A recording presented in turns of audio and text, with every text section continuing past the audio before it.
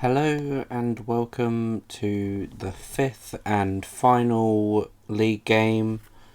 In this video I'm going to be going over the fifth game as well as a brief overview of the whole event, and I may talk about what I'm going to be doing from here, as this is the main series I've had going on my channel. So I'll be going on about other series ideas I have and what you can expect uploads to be from now. But I'll go through all of that at the end. So in the fifth game, our prime mission was Scorched Earth, in which you score points for holding objectives and you can also burn them, which is an action and it gets rid of the objective. So that completes at the end of your opponent's turn, and you gain, I believe it was 4 points for it. I will double check that. But Inspired Leadership is you get +1 to your battle shock tests while you're within 6 inches of your warlord. So relatively simple mission rule. It's just the primary was a bit weird. So you gain 5 points if you control 1 objective marker, 10 points if you control 2. If you burn an objective marker in no man's land, you get 5 points. If you burn an objective marker in your opponent's deployment zone, then you get 10 points. So in this battle report, I was going against Eldar, and I will go through my list. I went for something a bit different this time. We had no Angron, and I did give Terminators a go.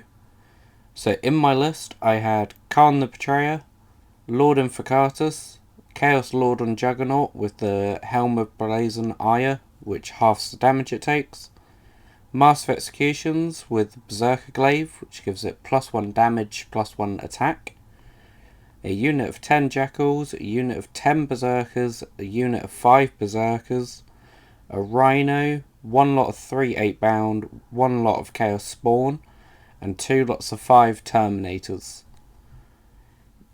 I wasn't very happy with the list, and I wish I had have just gone with the original list I had planned, which did have Angron and more 8-bound in, but we've done it now. So turn 1, we roll off and I go first. So I draw Cleanse and Sabotage. I end up getting Cleanse on 1 objective, which you can see in the top left. I did it with my Lord and Juggernaut.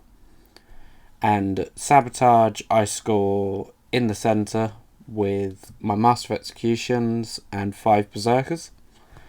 So I score both of them small, so I get the minimum points for them. My opponent's turn 1 gets Established Locus and Assassination. Established Locus, he does score for 2 points as he got it in the centre. And Assassination, he does score as he killed my Lord on Juggernaut with the Avatar of Cain, and I believe they were called Wraith Lords. It's whatever their mech suit variant is. He pretty much just pelted them with everything that can see him. Moving into turn 2, I get Area Denial and Containment. So I bring in 1 lot of my Terminators so I can score maximum on Containment. Area Denial, I can only get 2 points for, as in the building on the right, my opponent had one of the HQ choices. They're basically stupid quick and he was just using them for secondaries. But they were within 6, so I couldn't score maximum. My opponent's turn 2, they get Defend Stronghold and Cleanse. My opponent scores maximum for Cleanse, getting it on 2 objectives. And Defend Stronghold, they did end up scoring. Just obviously that does complete at the end of my turn. Moving into turn 3, I get Secure No Man's Land and Engage on all fronts. I do score Engage, but I do not score Secure No Man's, and I get rid of it at the end of my turn. My opponent scores Defend Stronghold from the previous turn. They then draw Marked for Death and Containment, which they get maximum points for both. At this point, the only things I had left on the board were my 2 lots of Terminators and my Jackals. So we decided just to talk through the rest of it. So, turn 4, I would have drawn Bring It Down and Storm Hostile Objective. Bring It Down, I would not have scored because the Avatar of Cain still had 6 wounds or something, and I wasn't near enough to it. Storm Hostile, though, I did score, as I would have taken over the middle objective with my Terminators. My opponent's turn, score a Secure No Man's, which he had no problem doing, he got maximum for, and extend battle lines, which again, maximum. Turn 5, I would have got Overwhelming Force and March for Death, and that's what I got after re-rolling a secondary. So again, I could not complete either of those. At this point, I just had Jackals left. Then my opponent got Overwhelming Force and no prisoners. Overwhelming Force, he managed to... Oh no, sorry. I did have 1 unit of Terminators left. But they were currently on the centre objective. That was why I couldn't complete Overwhelming or March for Death. Just because they could not reach something on an objective to be able to kill it. So then in my opponent's turn, they kill the Terminators, which scores them Overwhelming Force and no prisoners. It was not a great last game for me. However, it does happen. So the game ended 49, and then working together for secondaries, we managed to get my opponent maximum points. So he did get 100, leaving it 49 to 100 as the final score, which was my worst loss in the league, but it happens. I'm not too worried about it. Overall, I finished the league 10th out of 16, which is not great, considering last time in the 1,000 point tournament I ended 4th. But I'm not too worried about it. I would have liked to have done better, but hopefully next time I'll have more of an idea of what I'm doing, and we will be all good. We can have a better shot at it. So moving on to what's coming up next for the channel.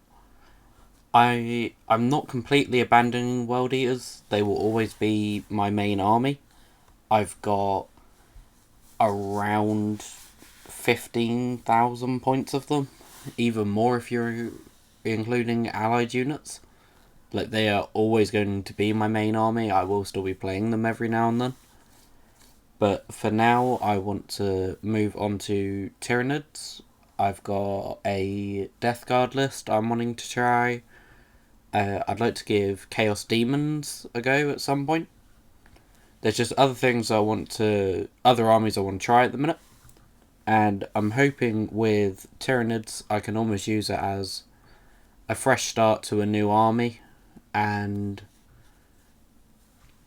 it's going to be more so... World Eaters I've been playing for years. I have a single mindset while playing them that I can then... I'm almost learning the game again from another army's point of view, if that makes any sense. I'm going to have a video soon about my first game as Tyranids. I was using the Synaptic Nexus detachment, which is all based around their Synapse models. Showing on screen at the minute is some of my Harlequins that I would also like to use again. I believe my second ever video was a Harlequin battle report, and I would like to go back and use them again. So I'm probably going to be jumping between armies for a little bit for now. But main army will be Tyranids, and I'm hoping to bring out some tactics videos for them. So little tricks that I learn and how to use them more effectively. I'm also going to be bringing out a video going over primary missions and secret missions, but I'd like to get a few games with each primary mission before I do that. As well as that, with World Eaters, you can only really complete the Warlord on your opponent's home objective, secret mission wise. So I'm hoping by playing Tyranids, I can mix a few things around and hopefully have a fair chance at other secret missions. So I have more experience with those as well before I make that video. I do currently have a video going over secondary missions, which I felt confident to do because I've done all secondary missions at this point, and I've done them a few times, so I've got a rough idea of what I'm talking about with them. If you haven't seen it already, I have brought out a video going over Warhound Titans. What I think about them, what I think could change about them, what I think was done right, that kind of thing. As you've just seen, I've currently got one of the Spider Titans, and I have the Eldar Phantom Titan on the way that I'm really excited about. So we'll be making more videos on Titans at some point that I'm then going to go over them, what I think about them, what I think could change, how they are gameplay wise compared to their points. Yeah, I don't really know what else I'm going to make. If there's anything else you want to see, let me know. I would like to do list reviews at some point if my channel picks up. Just going through people's lists, seeing what other people are using, what I'd potentially change about the list. But for the most part, just to see other people's lists, I think it could be quite fun. Then if they could give a rough idea of how they use the list, then I could potentially then have a game with their list. I just think things like that would be, it's more interactive for you. I get to say what I think about the list, pros and cons, and just it's a back and forth. It's interaction from me to you, and it feels a lot more involved. Everyone's coming together, everyone gets to see what you've came up with. It just seems like a nice way of doing things. And for these random pictures that I put in the background, it's all just my models. If anyone does want to send me something, I am happy to put it in a video and I will give you credit in the comments. I can tag your Instagram or something. But with that, thank you for watching. Let me know your ideas for videos in the comments, and I will see you all next time. Thank you.